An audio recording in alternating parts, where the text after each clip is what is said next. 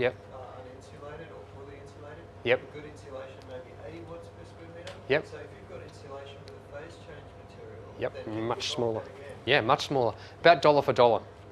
So every $1,000 you take out of your aircon, put it back into phase change material, and you'll end up with the same performance of the building easily.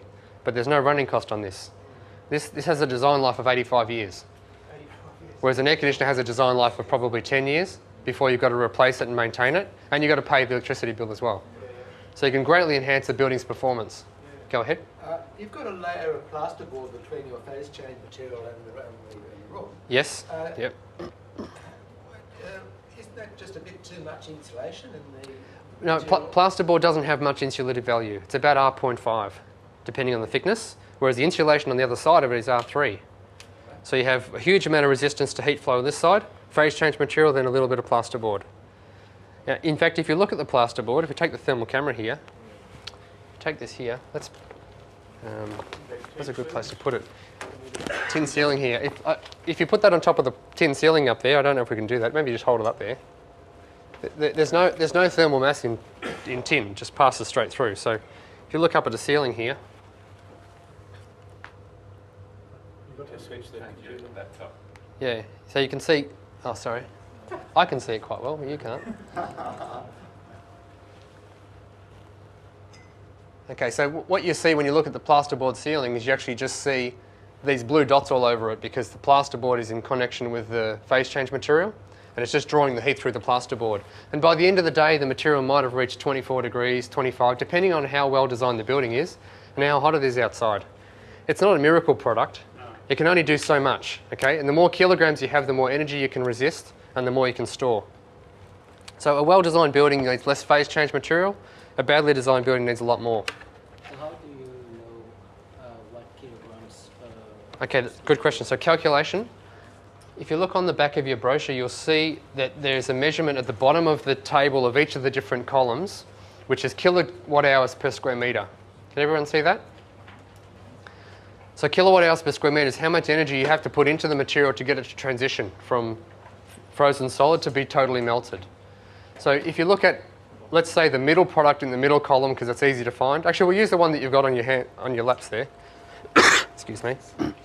This one here is Q23M27. So it's the left-hand group of I think that's orange, is it? Is that right?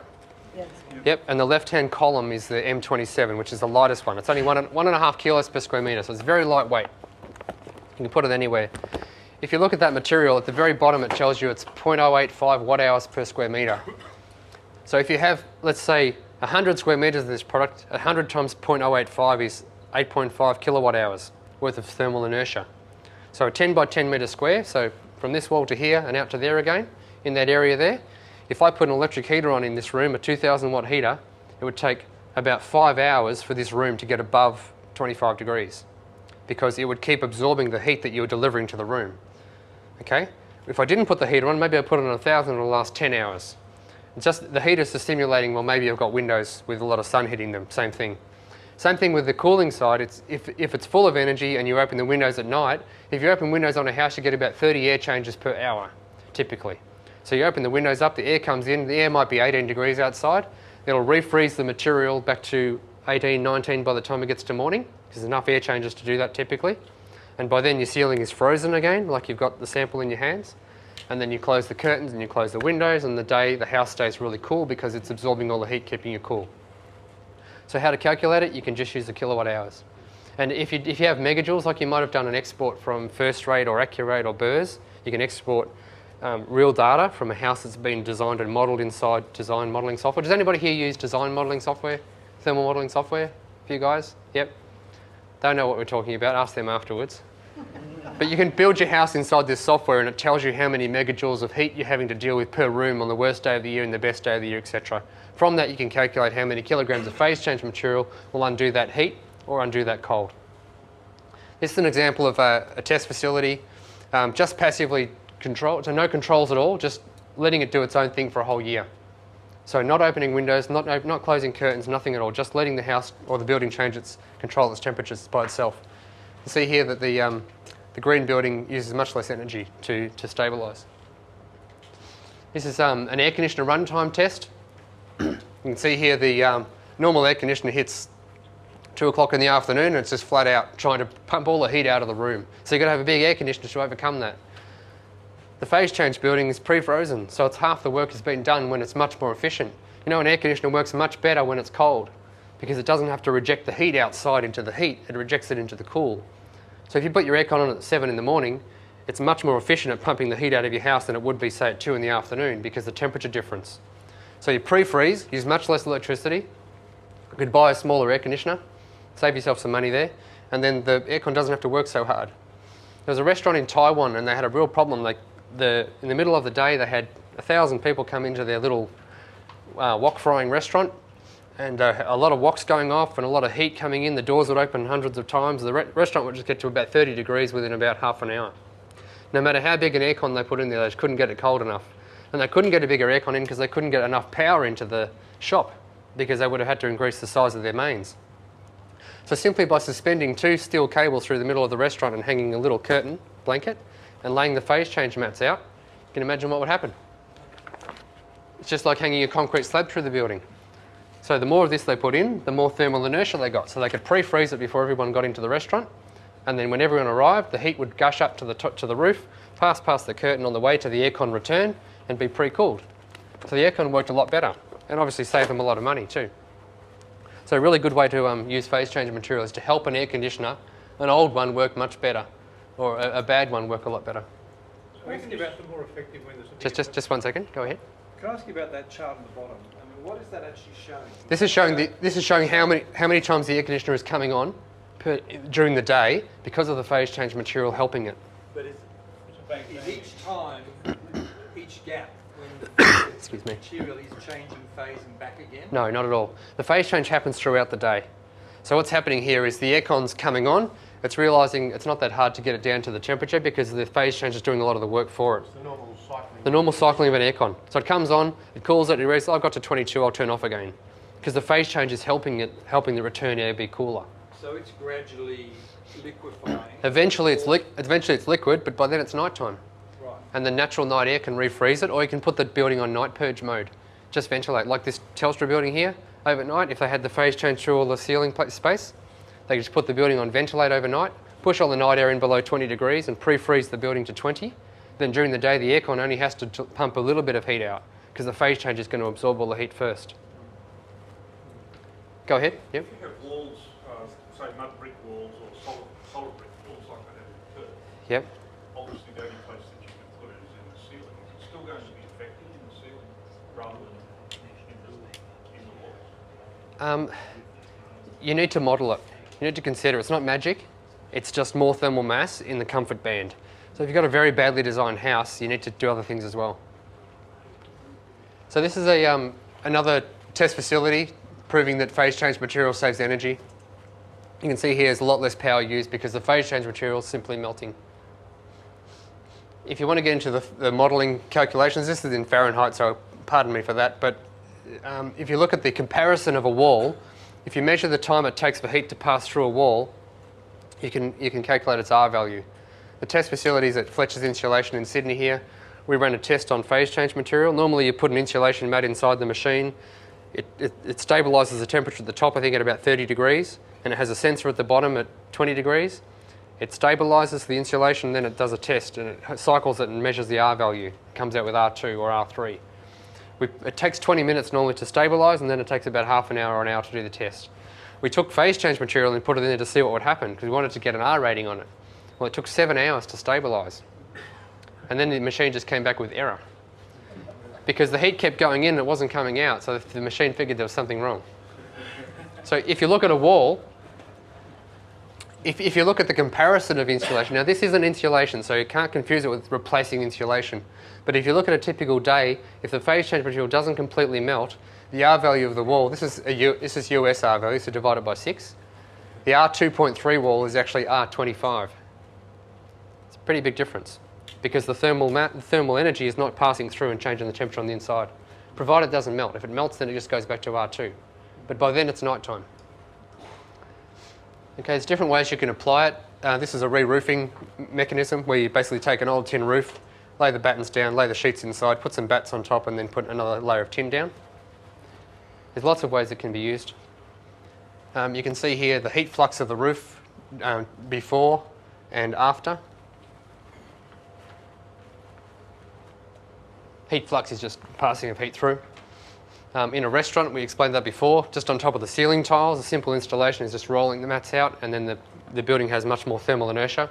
You can pre-freeze it or preheat it.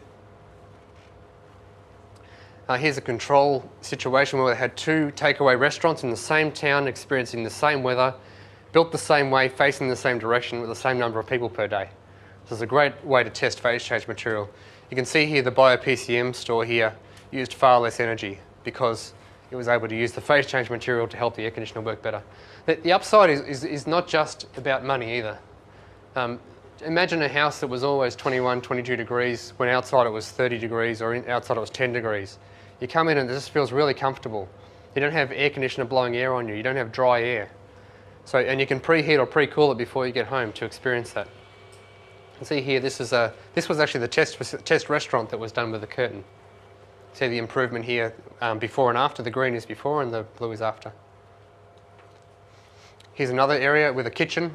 The kitchen temperature was suffering dramatically because the aircon couldn't keep up, but the phase change kept it stable.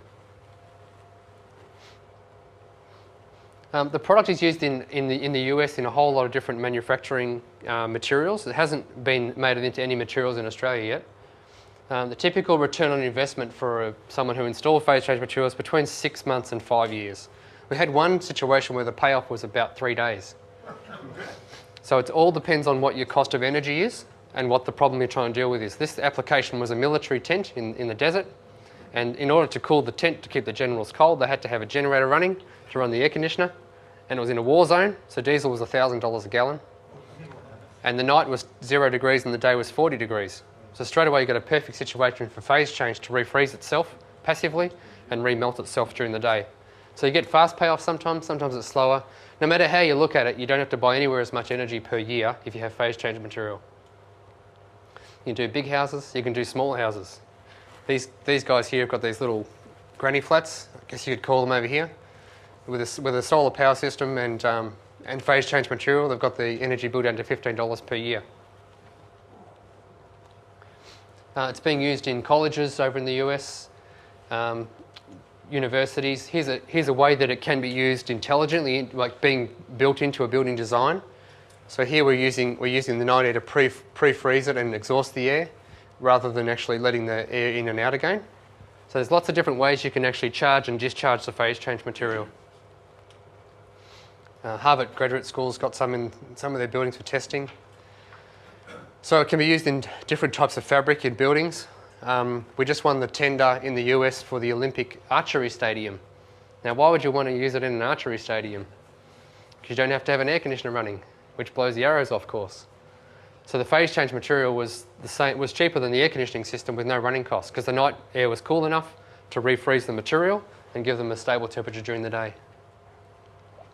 It's integrated into a steel panel here, so the steel panel, which has almost no thermal mass, all of a sudden has a huge thermal mass. This is a board product where we've got a timber layer, insulation and phase change, and then foam and then foil and insulation. That barrier there, you almost can't get heat through it no matter how hard you try. You can do it in wall panels.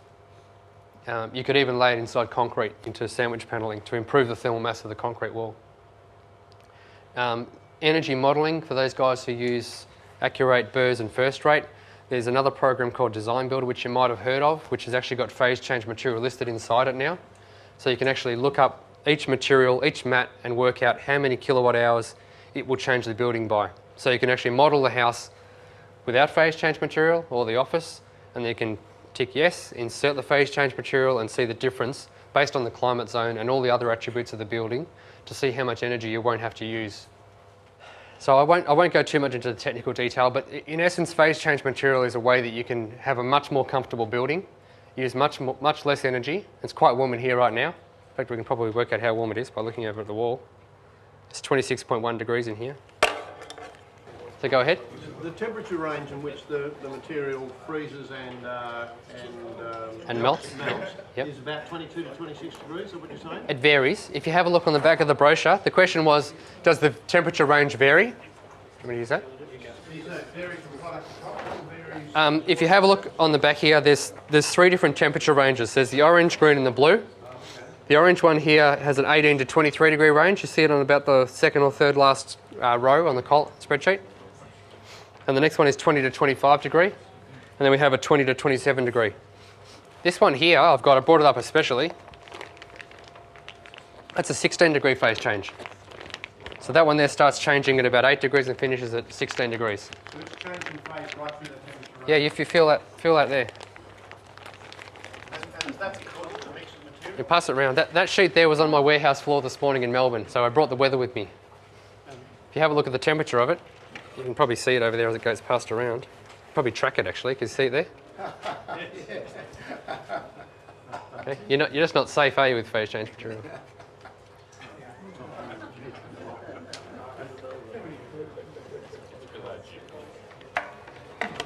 Okay, so is that okay? Yep. Yeah, so how does that latent heat compare to the latent heat of water? This has the latent heat of water about half of water. About half. Yeah, so water is the best. At the ice? Yeah, water is best at 0. Yeah. Phase change is best at 20. Yeah. Yeah, because water's about 2 joules per gram throughout 0 to 100 degrees. In fact, to get water from ice to a liquid is the same amount of energy to get it from 0 to 80, to give you an idea of the change. So, It's 4.2 actually. 4.2, sorry. Yeah. 4 times. Go ahead. You define phase change materials as those that melt And reset. solidify within the range. Yep. But surely you should include as phase change materials concrete and water. Yeah, everything's a phase change material. Yeah. Eventually it'll melt, and eventually it'll freeze. No, but I mean, Yep. even without melting, water can be a phase change, and concrete can be a phase change. Yeah, Without a temperature change. the phase change, if you look at it, I don't have a whiteboard here, but if you take, I'll pretend I've got a whiteboard, okay? It's my whiteboard finger. If you take normal water and you heat it, it gets hot. Everyone agree with that? Yep. Sensible heat absorption. You put heat in, it gets hot, it's sensible, it makes sense. Okay? Latent heat absorption. You take ice and you heat it, and what happens to it? It doesn't get hot. Eventually it melts to a liquid, then it goes up again, then it hits 100, and what happens? Flatlines again. Okay, that's latent heat. It's when you're putting heat in and it's not actually getting hot because it's using all the energy to change the structure of the material. So your question is, isn't water a phase change material while it's liquid? No, it's not, because it's not changing its structure. You put heat in, it gets hot. It's when it changes from a liquid to a gas or from a solid to a liquid, that's the phase change point. Yeah, but Well, maybe we'll take it afterwards. the heat that it's emitting or the cools, Yeah. that has a phase change over time. I mean, if you have a very thick Yep. stone wall, Yeah, it releases heat, but it gets colder while it releases it. That's the difference. That's the fundamental difference. A good question. If you get concrete and you put it outside on a cold night, it will release heat, but it gets cold. This releases heat without getting cold. That's the difference. we're interested in the environment rather than the material. You know, the temperature of the room. Sorry? Temperature of That the is room not rather called than- phase change. No, it's not. It's not a phase. Phase change is when it changes state and it releases heat or absorbs heat. Go on. I understand your point. Yeah, good.